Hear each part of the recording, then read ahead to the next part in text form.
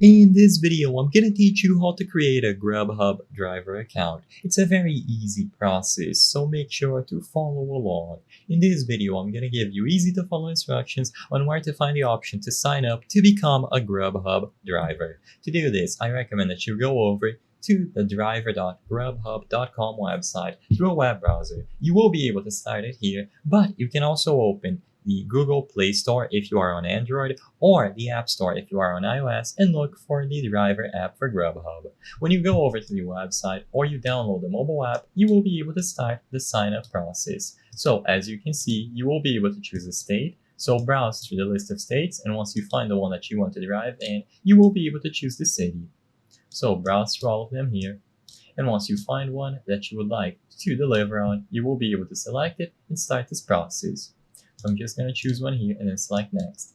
The next thing that you have to do is include your full name. So include your first name and last name, and then a valid email address. For this video, I'm just typing a random email address to demonstrate, but of course you should use your actual email address. Agree to receive texts and emails from Grubhub in accordance to the Grubhub Communication Terms of Service, and then once you submit, you will be able to download the app. So you do need to finish this process on the application. So all that you have to do now is choose the option to get it on Google Play or open the App Store, and you will be able to get this process done.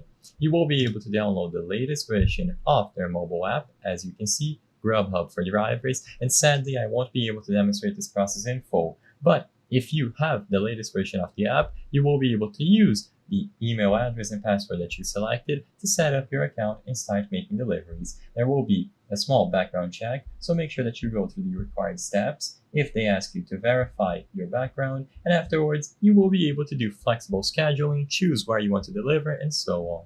I hope I was able to help you on how to create Grubhub driver account. If this video helped you, please be sure to leave a like and subscribe for more very easy tips. Thank you for watching.